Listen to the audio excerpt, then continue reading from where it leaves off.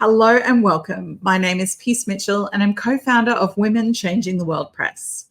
Before we begin today, I would like to pay my respects to the traditional owners and the elders of the land that I live and work on, the people of Mamu country in North Queensland. And I would also like to pay my respects to the traditional owners and elders past and present right across Australia and also the Torres Strait.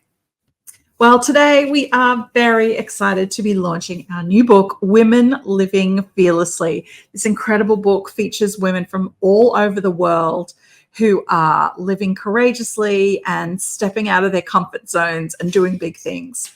So I'm so excited to have one of our authors joining me today. Mafae, please join me in making her very welcome. Hello, Peace. Congrats to us. Oh my gosh. So exciting, Mafae. It's so exciting. It's just wonderful to have you here as well to celebrate the launch of Women Living Fearlessly. So for people who haven't met you before, I would love you to introduce yourself and tell us a bit about you and the work that you do. Where do I start, Peace? I guess at present time, I am a proud wife to my handsome husband, Nick Belasco, and a proud mom of our 6 beautiful children. On top of that, I am a community leader, now a president for a society here in the US called Filipino American National Historical Society. I just love history. I also own my own business, Mafae Management Consultancy, where we empower individuals and also communities and companies on their brand awareness. And with that, I just have a passion on empowering the voiceless and making sure that they understand, what it feels like to just save another life. You don't have to be a frontliner to do that. You can do it with your with inspiring others just through your work, being yourself, your authentic self, and now an author of 2 books with Peace and Katie. I'm so proud. This is my second one with them, and just to be able to share my, my vulnerable journey and story. It's something that I've always wanted to do and share, and I think there's more chapters to it, so maybe there's more to come. But apart from all of that, of course, I am very in love with my faith. That is my number one. That helps me throughout my my days, my challenges. So I raise everything up to God, or all the blessings that He's been granting me. So that is me in a nutshell. And I think that was a long one. It could be wonderful. Thank you, Mafae. Mafae, now your chapter is called False Evidence Appearing Real. Can you tell us why you chose this title for your chapter? So I was actually inspired. I was reading another book, and it was also talking about fear.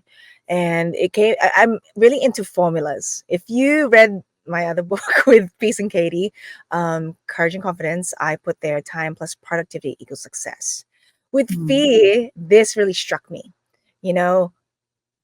We all have fear among us just as human beings. It's just a natural way of being.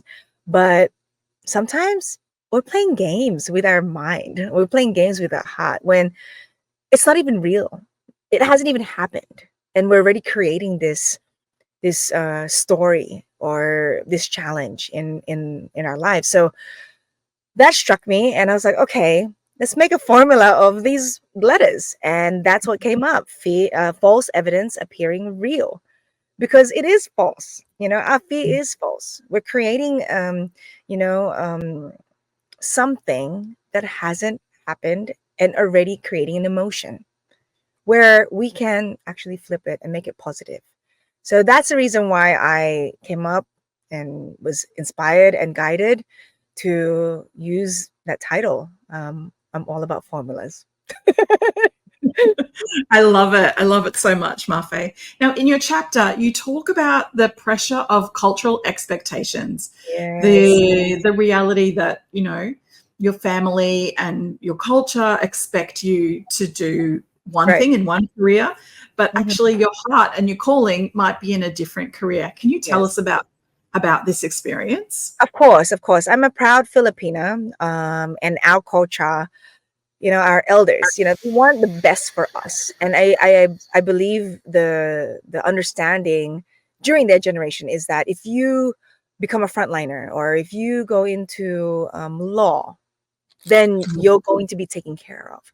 Whereas in today's world, and of course the young ones, the youth especially, they're more bold in their dreams and goals. For me, I wanted to be an international chef. Yeah, that was really my dream. Apart from wanting to travel the world, I just wanted to visit each city. And so apart from being a chef, I also wanted to be a flight attendant. But the kitchen, I just love being there. Up until now, I have a tribe, so I cook a lot. And just being in the kitchen, especially in Australia, it was very, it was very challenging. It was a male-dominated world. And when I shared that with my parents, I mean, my dad loves to cook too, but they were kind of like, I don't want to say scared, but they were just like, "Are you sure? Because you can do other things, but in there, like just you're competing, with obviously the opposite sex, and maybe they might mistreat you and this and that." And yes, I experienced that, but that didn't stop me, and at the same time, I think it opened other doors. Going through that experience and just navigating my life to where I proved to my parents that, okay, let me bring this challenge upon me. I know I can do it, and if it doesn't work out, there's other ways to you know reach my goals. And then the other one was, of course, wanting to represent my country in something, and that eventually happened. But it was, sometimes the universe plays games with you, and it's actually it was supposed to. But yeah, the kitchen, I love the kitchen. I wish I could cook for you one day, peace, maybe. But I have one daughter, so I am really trying to encourage her and teach her that, hey, you're an equal. Whatever you want to do, you can do it. Don't let me, your dad, or society stop you. Actually, we were just having that conversation earlier because she plays volleyball right now. She's in varsity, and she's only second year in high school. And we were talking about her techniques of serving or just spiking, and she's really good. She's taller than me now, Peace, at 16. Actually, no, sorry, 15. And she was just saying, Mom, there's the back of my mind is telling me something, but the front of my mind is telling me another. I said, you know what, Nikki? It's just you talking to yourself. So you need to tell your back of your mind to back off and just be quiet. You know what I mean? Like just the false evidence appearing real. You're creating this narrative that hasn't happened. When you can actually create a positive narrative, that positive outcomes will be the result. Yeah, I love that so much. So true. And I think, that the voice of the inner critic is something we need to be aware of. And I love that you're having these conversations with your daughter and teaching her that that's what can happen. You do have a fair bit of experience with elite athleticism because it was your dream as a child to be a tennis star. Can you tell us a bit about that? Oh my gosh. So my dad, I love him so much because, he really wanted to guide me. He wanted to guide me to where he introduced so many sports, so many activities so that I wouldn't be distracted as a girl going through puberty, maybe crushing on the opposite sex. And he did it right. I really have so much respect for that. And also my mom for giving me so much tools. And finally, I fell in love with the sport, which is tennis, because I wasn't a water baby. Sorry, Pa. It wasn't just, I wasn't a swimmer. Although, in Australia, we have great training. I did karate as well. So that was for self-defense. But tennis, I fell in love with. And I played in the junior circuit, starting from 9 years old to about 19. And I guess I started late because, a lot of the Aussie girls I was playing against, they started playing tennis at the age of 4 and was also homeschooled. So they had more hours to train than I did. I went to school full time, and then I would train like after school. That was tiring, but I still competed, and I loved every second of it because it taught me how to be independent and how to be responsible for my own actions. Because as an athlete, you have to take care of your health. You have to be strict on your sleep and, your Mm. rest, and also hydration. And, that taught me to align it with life later on, because I'm the only one that will be responsible for my decision making, and also, the things that I do socially, or even for work. So I love the fact that I had great training, being a tennis player and just being an athlete. And now, uh, I guess the stars align, and I met my husband, who was also, he's a professional athlete. He played basketball for pro basketball in the Philippines for many years and around Asia, and we both have the same mindset on how it really helped us with our careers now. He's in Mm. corporate world, and it just, I guess, and I encourage all parents to really put your kids in sport, because it really just teaches them a lot about life lessons. You Yeah. don't always win. You don't always win, but there is a life lesson in losing. And I always share that the L means learnings, lessons. It doesn't mean Mm. a loss or a loser, because there's time, and there's time to learn from it, because when you have a chance, you just, keep elevating, keep enhancing, and surrounding yourself with amazing individuals, just like Peace and Katie and my fellow authors here. It's like you attract, your vibe attracts your tribe.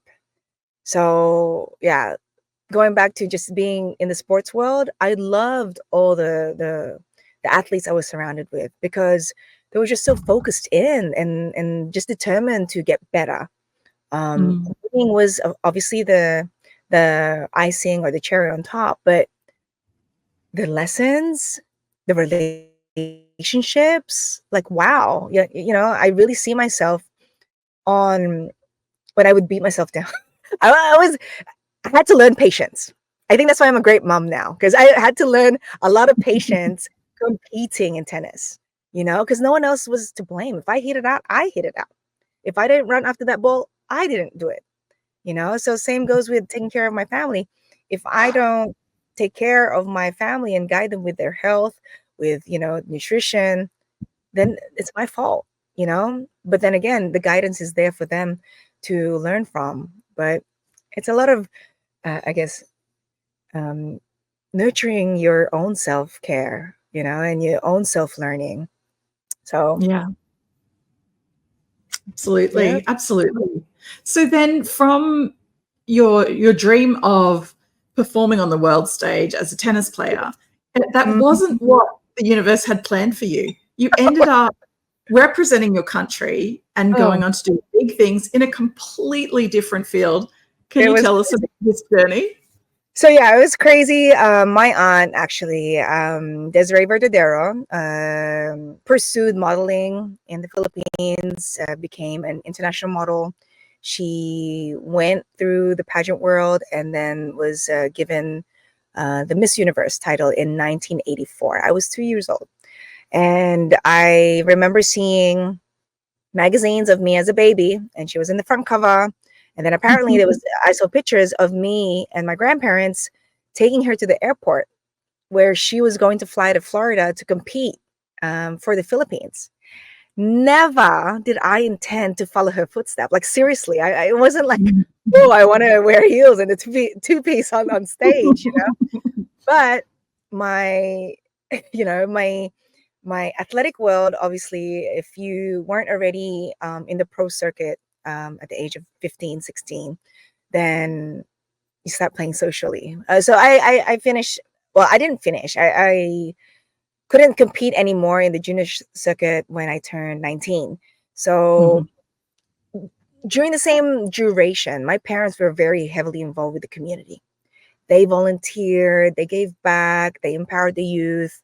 And every year there is a Filipino fiesta. And they always sponsor a girl to represent their province in Sydney.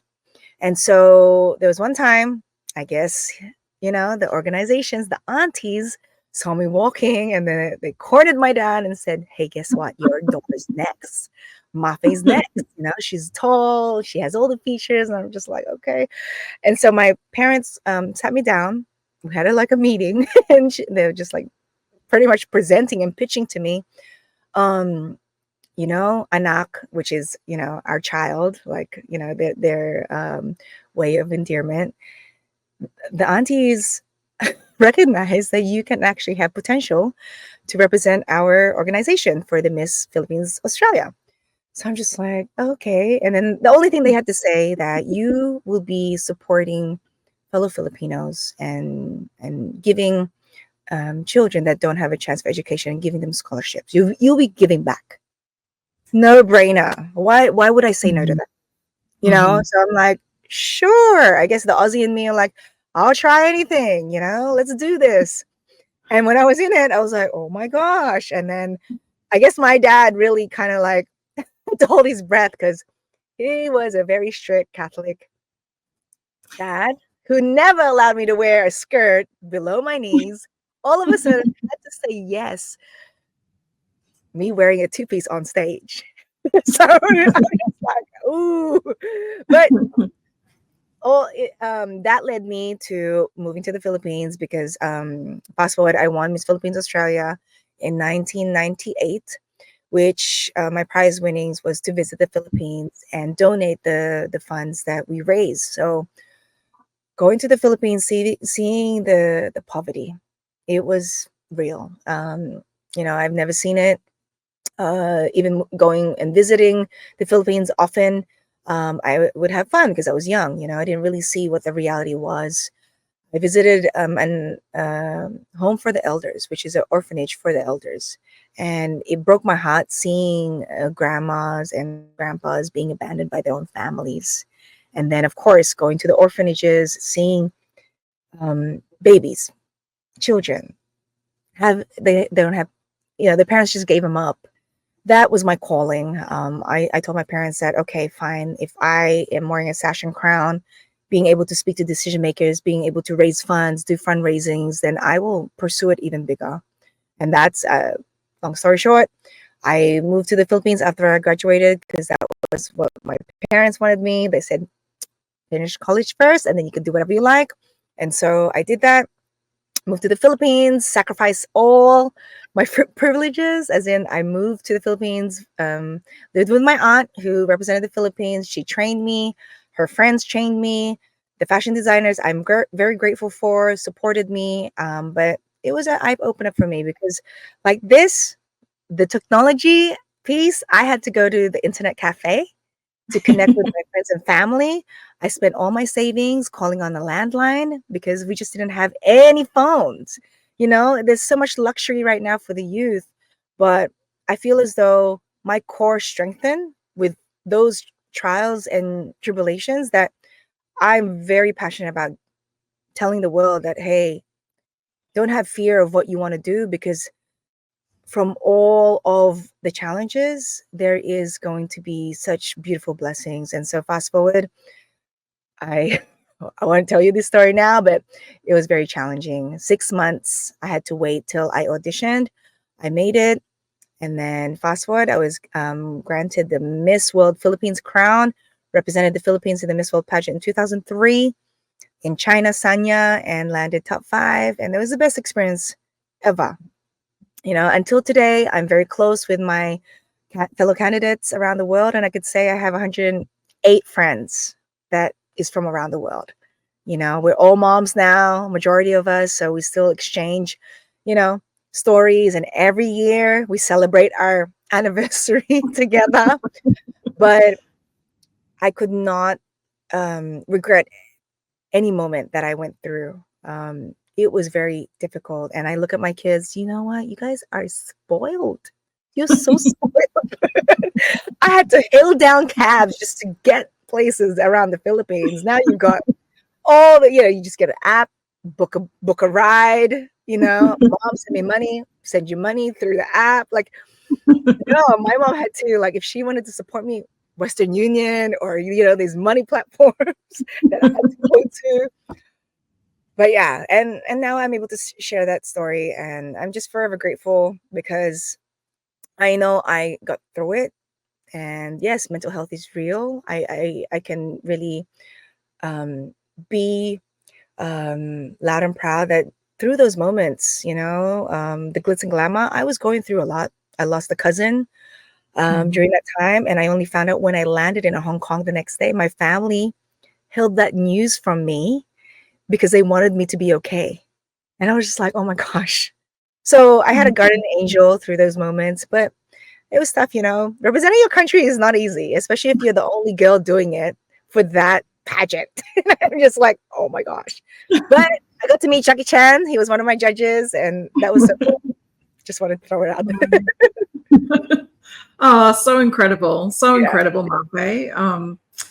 What a wild story. So It amazing is. to represent your country and meet all of those other incredible women from around the world as well. So cool. Yes. And we're still Yeah. doing it now, Peace. You're Yeah, my pageant now. celebrating. You're the Queen Bee and Katie. Oh, so good. Well, thank you so much for sharing your story in Women Living Fearlessly. I cannot wait. And so good. And thank you for being here and chatting with us today as well. I've Thank really you. loved chatting with you. I appreciate you so much. I appreciate you Thank too. you. Well, thank you everybody for tuning in. Make sure you grab your copy of Women Living Fearlessly at wcwpress.com, and we will see you again very soon. Bye, everyone. Bye, Mafae. Thank you.